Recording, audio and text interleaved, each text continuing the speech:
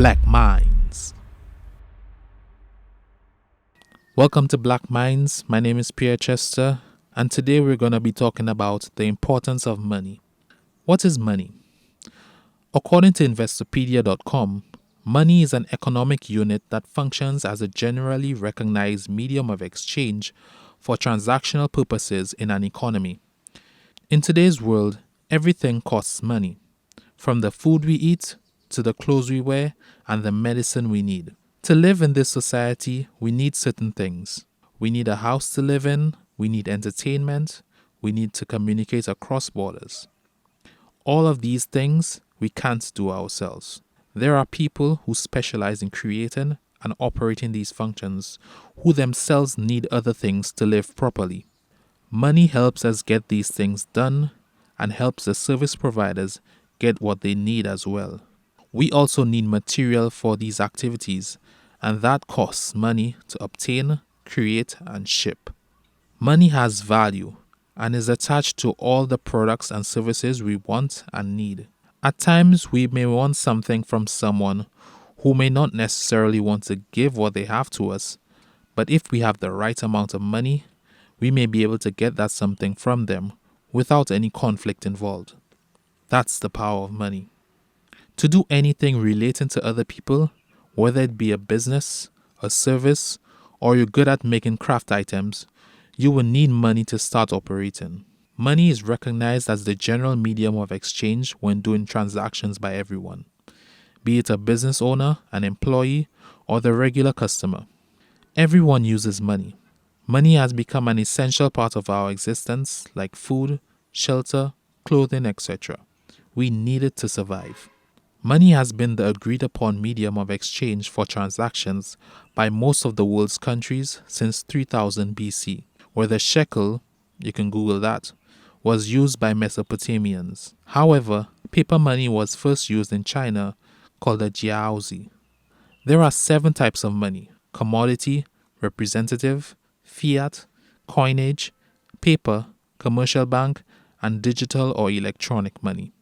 Commodity money refers to items that are perceived to have value, such as precious metals, conch shells, gold, silver, and so on. These items are called commodities. Commodity money value comes from the commodity out of which it is made. The commodity is the money, and the money is the commodity. Get it? Representative money now is money that consists of token coins, paper money, and physical tokens, such as certificates that can be reliably exchanged for a fixed quantity of a commodity, such as gold and silver, while not being itself made of that commodity. You get it? So the tokens represent an amount of the commodity that needs to be exchanged. So the tokens itself may not have value, but its value stems from the items it represents. For example, if 2 pieces of paper represents 5 gold bars, and I want to obtain 10 gold bars, I will need 4 pieces of paper to get 10 gold bars. Now let's move on to fiat money. This is money that does not derive its value from any intrinsic value or guarantee that it can be converted to a valuable commodity such as gold. However, its value comes from government order.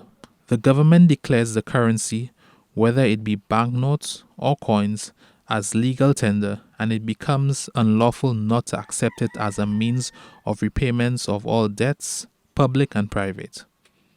The difference between fiat money and commodity and representative money is that the same laws that created the money can also define rules for its replacement if damaged or destroyed. For example, the US government will replace Federal Reserve notes if at least half of the physical note can be reconstructed, or if it can be otherwise proven to have been destroyed. By contrast, commodity money that has been lost or damaged cannot be recovered. When we talk about coinage, we refer to coins made of silver, gold, bronze, copper, and other non-precious metals. These metals were mined, weighed, and stamped into coins. In most major economies, using coinage, copper, silver, and gold formed 3 tiers of coins. Gold coins were used for large purchases, such as payment of the military and backing of state activities. Silver coins were used for mid-sized transactions and as a unit of account for taxes, dues, and contracts. Copper coins represented the coinage for common transactions. This system was used in ancient India and in Europe during the medieval times. Now, paper money derived from pre-modern China, where exchanging thousands of copper coins became a burden, and so paper money was created, also called banknotes. It began as a means for merchants to exchange heavy coinage for receipts of deposit issued as promissory notes from shops or wholesalers. Notes that were valid for temporary use in a small regional territory. The Song government, the ruling government at the time, began circulating these notes amongst the traders in their monopolized salt industry. They also granted several shops the sole right to issue banknotes. However, in the early 12th century, the government finally took over these shops to produce state-issued currency. Now, commercial bank money, or demand deposits, are claims against financial institutions that can be used for the purchase of goods and services. A demand deposit account is an account from which funds can be withdrawn at any time by check or cash withdrawal without giving the bank or financial institution any prior notice. Banks have the legal obligation to return funds held in demand deposits immediately upon demand, whether it be by in-person collection, checks, bank drafts using automatic teller machines, also called ATMs, or through online banking. Commercial banking money is created through fractional reserve banking, the banking practice where banks keep only a fraction of their deposits in reserve and lend out the remainder, while maintaining the simultaneous obligation to redeem all these deposits upon demand.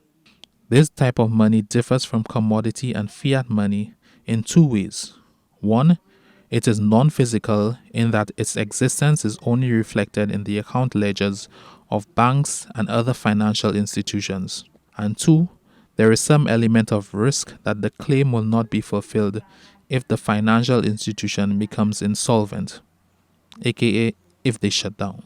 The money supply of a country is usually held to be the total amount of currency in circulation plus the total value of checking and savings deposits in the commercial banks in the country. In modern economies, relatively little of the money supply is in physical currency.